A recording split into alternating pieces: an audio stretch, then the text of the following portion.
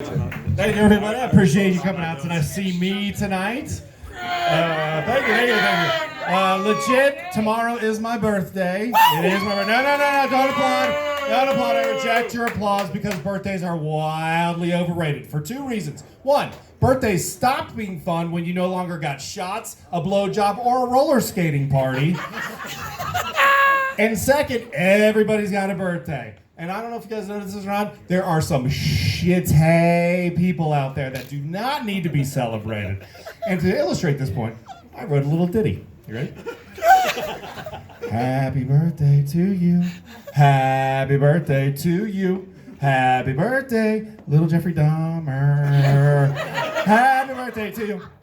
So instead of a birthday, I think it's appropriate to acknowledge an achievement day. What's an achievement day? Achievement day is a day that you get to celebrate every year, not because you crossed your arms and you wrote down your mom's strawberry smoothie, but because, oh, shut up. But because you actually burned some calories and you did something. So I thought maybe today would be my achievement day, right? Because this is the first time I've done stand-up comedy. It's a good deal, right? Hey, shut the fuck up, I only got 3 minutes. Anyways, so I thought, well, no, I don't think this would be a good achievement day because it's a little too close to the day I lost my virginity, and I might get them confused. You know, bunch of strangers, they're all laughing at me, I'm soaked with sweat, holding something metal in my right hand. I mean, it all blends together. So then I thought, what about the day I got a vasectomy, right? Who's vasectomies? Anybody? Vasectomies?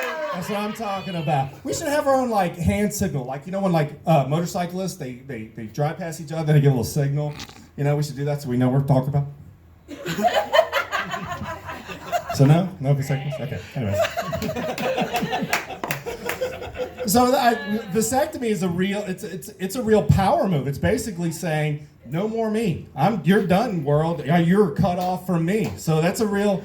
So I definitely think it's an achievement day in itself. But then also, I thought, well, vasectomies are good because, I hate those guys out there that are like, oh, I'm not going to get a vasectomy. Nobody's going to get near my balls with a knife. Like, go fuck yourself. If you got a vasectomy, you realize it doesn't hurt. It doesn't hurt. They numb your shit up. It doesn't hurt. It's all psychological, right? Because... and the doctor, the urologist, tries to lull you into a false sense of security, being like, he tries to make small talk. What do you do for a living? Oh, well, I work at a college and I help students and, I help them if they have troubles in the... You have a knife in my balls, don't you? Yes, I do. Knife in my balls. All right? So actually the one part of the vasectomy that hurts the worst is because they actually have to tape your dong to your stomach. So they tape your dong to your stomach.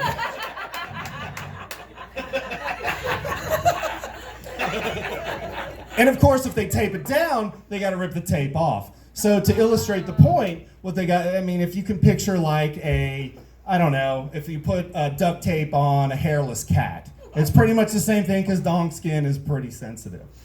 But then the psychological shit doesn't stop there because 3 months later, you gotta produce a specimen to make sure there are no jelly beans left in the jar. I don't fucking know.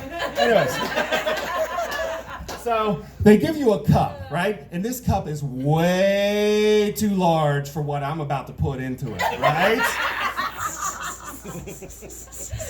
So the day comes, you got to put specimen. Then you start thinking logistics. How am I going to get this cup to the urologist past a bunch of people in the waiting room? And it's probably too much to consider that they're going to come to the conclusion that I actually just drank a cup of milk and I left just a little bit in the bottom of it.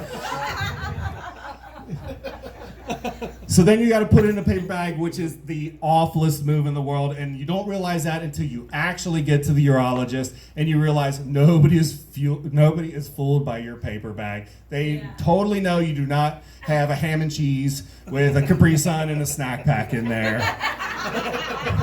It's the equivalent of when you were young and in high school and you got a boner, right, out of nowhere. Simply you were in Doc Williams' Biology 2 math class.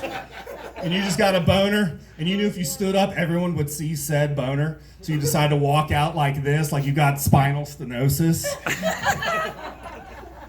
Nobody saw the boner, but in a very existential sense, everybody saw your boner. That's all I got. Thank you very much. Greg.